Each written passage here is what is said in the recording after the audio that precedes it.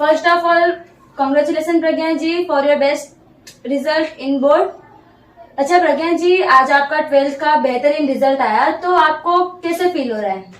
आज मेरे रिजल्ट है इसलिए मुझे बहुत ही अच्छा फील हो रहा है। जैसे सारे जो स्टूडेंट्स होते हैं उन्हें बचपन से लेकर उनके बोर्ड एग्जाम तो उन्हें बेताब रहता है कि क्या रिजल्ट आने वाला है, वैसे ही मुझे बेताब था कि क्या रिजल्ट आने वाला है, जिसका रिजल्ट आज आ चुका है और मेरे रिजल्ट को लेकर मैं बहुत ही खुश हूँ।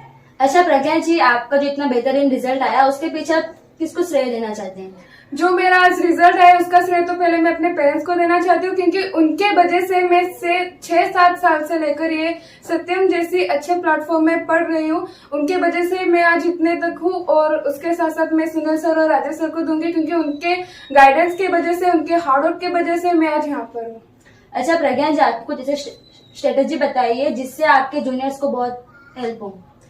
मेरा तो स्ट्रेटेजी ये है कि जो सुनील सर और राजेश सर जो भी हमें गाइडेंस देते थे उनके वजह से इतना अच्छा मार्क्स आया है, और मैं अपने जूनियर्स को बस यही बताऊंगी कि जो भी सुनील सर और राजेश सर जो भी बताते हैं इन्फॉर्मेशन वो सभी को फॉलो करना चाहिए, क्योंकि वही जो उनके अनुसार एक था FD system, fresh learning and daily revising, जिसके कारण मैं इतना हार्डवर्क, इतना मेहनत की वजह से यहाँ तक हूँ। और उसके साथ साथ सबसे इम्पोर्टेंट बात तो ये है कि जो हमारे स्टूडेंट, जो हमारे क्लास के मेरे दोस्त है, वो बहुत ही अच्छा कंपटीशन करते थे, जिसके वजह से कभी कभी ऐसा होता था कि उनका मेरे से अच्छा मार्क्स आता था, और कभी कभी ऐसा भी होता था कि मेरा मार्क्स उनसे भी अच्छा आता था, जिसकी वजह से बस कंपटीशन लगा रहता था और आज इतना अच्छा मार्क्स आया है।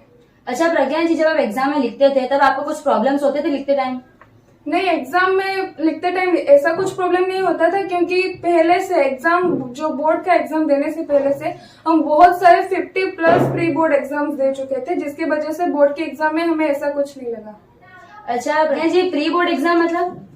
प्री बोर्ड एग्जाम यानी जब हम बोर्ड एग्जाम देते उसके पहले प्री बोर्ड एग्जाम लिया जाता था जिसमें डिफिकल्ट क्वेश्चन आते थे, उसके साथ साथ स्ट्रिक्ट एनवायरनमेंट भी होता था, जिसमें हमारा टाइम मैनेजमेंट भी हो जाता था। लेकिन पहले मेरा बहुत ही कम मार्क्स आए, लेकिन जब प्री बोर्ड एग्जाम लगातार लिए गए तब मेरा टाइम भी मैनेजमेंट हो गया और जो मेरा मार्क्स भी अच्छे आने लगे। फिर मैंने जब बोर्ड एग्जाम जाके दी तो मुझे ऐसा लगा कि ये भी एक प्री बोर्ड एग्जाम जैसा ही है। उसके साथ जब मैं बोर्ड एग्जाम में दी तब मेरा टाइम भी मैनेजमेंट हो गया और मेरा टाइम भी बचने लगा, जिसकी वजह से मैं पेपर भी एक बार चेक। अच्छा प्रज्ञा जी, आपने ऐसे कितने एग्जाम्स दिए हैं? हमने 50+ प्री बोर्ड एग्जाम दिए हैं। अच्छा प्रज्ञा जी, आपके कुछ फेवरेट सब्जेक्ट्स जो आपको बहुत अच्छे? अच्छा प्रज्ञा जी, आपने ऐसे कितने प्री बोर्ड एग्जाम्स दिए हैं? मैंने 50+ प्री बोर्ड एग्जाम दिए हैं। प्रज्ञा जी, आपके कुछ फेवरेट सब्जेक्ट्स जो आपको अच्छे लगते हो? मेरे फेवरेट सब्जेक्ट है पहला तो स्टेट, फिर उसके बाद आता है इको। स्टेट इसलिए क्योंकि स्टेट का 2 पार्ट आता है, पार्ट 1 और पार्ट 2। पार्ट 1 जो है वो हमारे सर बहुत अच्छे से पढ़ाए, सुनील सर ने। पार्ट 1 में कैसे कैसे क्वेश्चंस आते हैं उन्होंने वो भी बताया। फिर उसके बाद आता है पार्ट टू है पूरा प्रोबेबिलिटी के बारे में।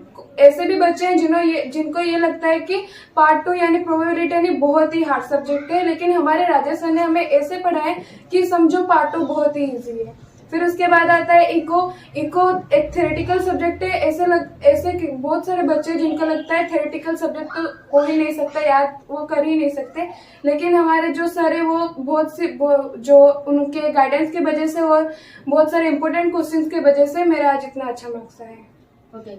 अच्छा प्रज्ञा जी, आप 12th के बाद किस फील्ड में अपना फ्यूचर बनाना चाहते हैं? 12th के बाद मैं अपना जो करियर है वो कंप्यूटर लाइन में बनाना चाहती हूँ, इसीलिए मैं BCA लेना चाहती हूँ। Okay, so best of luck for your future. Thank you.